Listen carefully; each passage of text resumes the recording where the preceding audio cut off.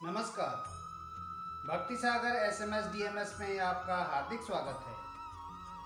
भक्ति सागर SMS DMs परिवार की ओर से आप सभी को श्री कृष्ण जन्माष्टमी की हार्दिक शुभकामनाएं। आज हम आपको श्री कृष्ण जन्माष्टमी के बारे में जानकारी देने जा रहे हैं। हिंदू धर्म में श्री कृष्ण जन्माष्टमी का विशेष महत्व है। जन्माष्टमी का त्यौहार श्री कृष्ण के जन्मोत्सव के रूप में हर साल मनाया जाता है। मथुरा नगरी में असुरराज कंस के कारागार में देवकी की 8वीं संतान के रूप में भगवान श्री कृष्ण ने जन्म लिया था। वे भाद्रपद कृष्ण पक्ष की अष्टमी को जन्मे थे। उनके जन्म के समय अर्धरात्रि थी और चंद्रमा का उदय हो रहा था। उस समय रोहिणी नक्षत्र भी चल रहा था, इसलिए इस दिन को हर साल कृष्ण जन्मोत्सव के रूप में मनाया जाता है। मान्यता है कि इस दिन भगवान श्री कृष्ण के बाल रूप की पूजा करने से व्यक्ति की सभी मनोकामनाएं पूरी होती हैं। भक्त भगवान श्री कृष्ण को प्रसन्न करने के लिए उपवास भी रखते हैं। इस दिन भाद्रपद कृष्ण पक्ष की अष्टमी तिथि है। मान्यता के अनुसार जन्माष्टमी का व्रत अष्टमी तिथि के उपवास के साथ शुरू होता है और नवमी तिथि को इस व्रत का पारण के साथ समापन हो जाता है। आइए जानते हैं जन्माष्टमी तिथि शुभ मुहूर्त। हिंदू पंचांग के अनुसार जन्माष्टमी इस साल 2 दिन तक मनाई जाएगी। 18 अगस्त के दिन इसे स्मार्त संप्रदाय के लोग मनाएंगे, यानी कि जो लोग गृहस्थ जीवन में हैं वो 18 अगस्त के दिन कृष्ण जन्माष्टमी मनाएंगे। वहीं वैष्णव संप्रदाय के लोग 19 अगस्त को मनाएंगे। अष्टमी तिथि प्रारंभ 18 अगस्त शाम 9:21 से शुरू। अष्टमी तिथि समाप्त 19 अगस्त रात 10:59 तक। अभिजीत मुहूर्त 18 अगस्त को दोपहर 12:05 से 12:56 तक।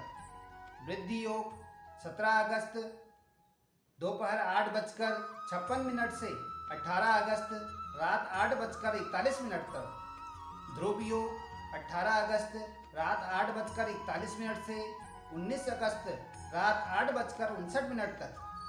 भरणी नक्षत्र 17 अगस्त रात 9:57 से 18 अगस्त रात 11:35 तक। राहु काल 18 अगस्त दोपहर 2:06 से 3:42 तक। निश्चित पूजा मुहूर्त रात्रि 12:20 से 1:05 तक रहेगा। पारण का शुभ मुहूर्त 19 अगस्त को रात 10:59 के बाद। आइए जानते हैं जन्माष्टमी तिथि का व्रत व नियम। जन्माष्टमी पर देवकी, वासुदेव, बलदेव, नंद, यशोदा और लक्ष्मी जी इन सबका नाम क्रमशः लेते हुए इनका विधिवत पूजन करें। इस दिन फलाहार के रूप में कुट्टू के आटे की पूरी, मावे की बर्फी और सिंगाड़े के आटे का हलवा बनाया जाता है। जन्माष्टमी के व्रत को एकादशी के व्रत की तरह ही रखा जाता है। इस दिन अन्न ग्रहण नहीं किया जाता।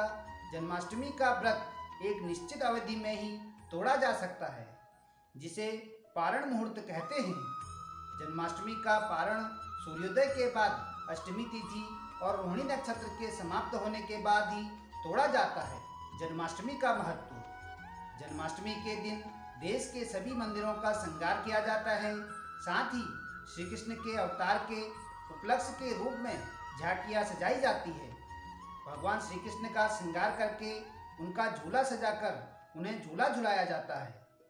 रात को 12 बजे शंख और घंटियों की आवाज़ से श्री कृष्ण के जन्म की खबर चारों दिशाओं में गूंज उठती है।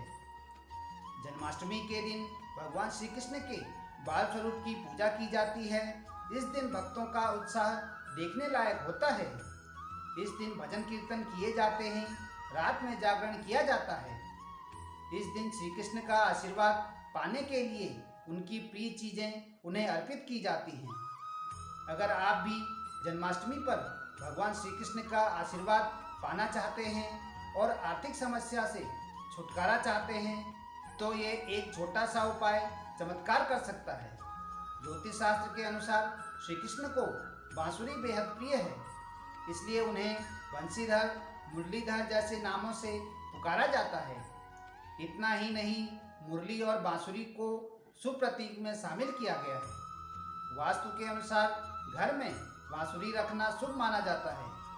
कहते हैं कि घर में लकड़ी, बांस, चंदन, पीतल या फिर सोना चांदी की बांसुरी रखने से सकारात्मक ऊर्जा का संचार होता है। इसके अलावा चांदी की छोटी सी बांसुरी भी श्री कृष्ण जी को अर्पित करके अपने पर्स में रख सकते हैं।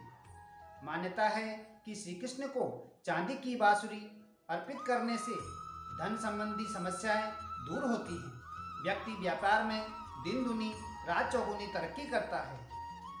ज्योतिषाचार्यों के अनुसार जन्माष्टमी पूजन में भगवान श्री कृष्ण को प्रसन्न करने के लिए कुछ चीज़ों को जरूर शामिल करना चाहिए। भगवान श्री कृष्ण को ये चीज़ें अति प्रिय हैं। माखन, भगवान श्री कृष्ण को माखन अति प्रिय है, इसलिए इस दिन पूजा के बाद भगवान श्री कृष्ण को माखन का भोग जरूर लगाएं। इसके बाद इस भोग को प्रसाद के रूप में वितरित करें। मोरपंख, भगवान श्री कृष्ण को अपने मुकुट में मोरपंख धारण करते हैं, इसलिए जन्माष्टमी पूजन में मोरपंख भी शामिल करें।